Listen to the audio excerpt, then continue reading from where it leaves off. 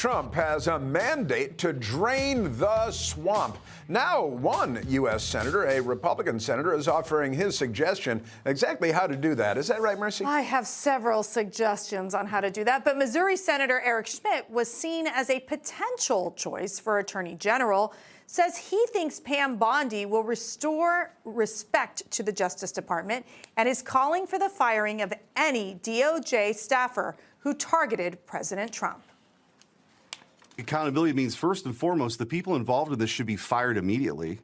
And anybody part of this, this effort to keep President Trump off the ballot and to throw him in jail for the rest of his life because they didn't like his politics and to continue to cast him as a quote-unquote threat to democracy was wrong. And so we'll see where that goes. But I just don't think in this country, unless we want to be a banana republic, I don't want to see that happen. You can't have the Justice Department abused in this way. Pam Bondi is a smart, capable, tough person who I think is going to restore respect in that department. And Pam Bondi might just be the one to clean house. After Trump was charged in Georgia last year, Bondi stated the prosecutors will be prosecuted, the bad ones. The investigators will be investigated. No wonder why tapping Bondi has done little to ease the fears at the Justice Department. Matt, you know Pam Bondi well. We've known her for years. Do you think she'll be successful in being able to fire the DOJ officials? I mean, that is one tough task when it comes to how do you get rid of these bureaucrats. Well, look, I think she knows what the job is, and Donald Trump wanted his previous AGs to be a lot more aggressive with the weaponized Justice Department, and I think Pam Bondi understands she has to do that. They're riddled with all kinds of regulations of how you can handle federal employees, but what they can do is start making sure these special counsels get confirmed by the Senate, which would be a much better way to do that, and to make sure that these people who are in powerful positions are slotted in other positions, you know, like ones on Mars and stuff like that. Elon can arrange that. Send them to the desert in Idaho or something. Right. But so there's a lot of things she can do as far as that's concerned. But the best thing I love is that we have the twin towers of a White House counsel and Bill McGinley, who's a seasoned hand, was there for the first 4 years, and Pam Bondi, who's very talented, who understands what her job is, together. And people don't ever comment on this.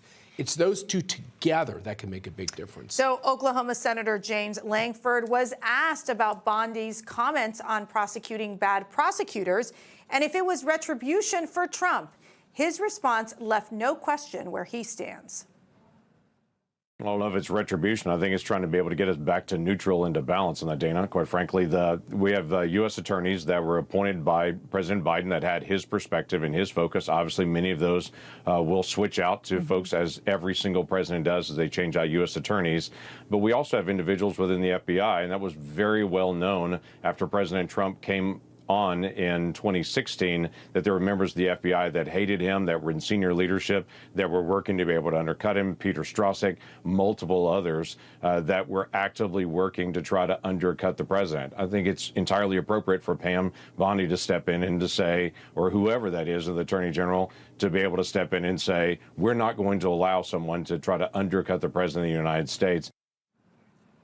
So it seems, Matthew Foldy, that these Republican senators, they seem pretty in line with the fact that Pam Bondi should be able to dictate who's in and who's out at the Department of Justice. This table is really heavily stacked with maths over here. Yes, I would agree. And that is right. And I think this is one of the consequences of 4 years or 8 years or decades of the left saying that everything is apocalyptic. I mean, what we're talking about is just what every incoming president does. It's what Biden did. It's what Trump did in 2016. It's what Obama did. I mean, you want to look at basically the most hyper-partisan attorney general nominee probably in American history. That would be Eric Holder.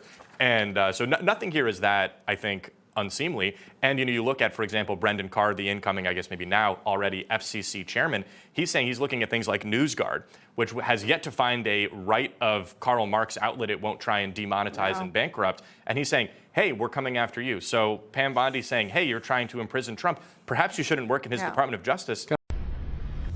Information. Truth is freedom. Is Newsmax. It's real news for real people.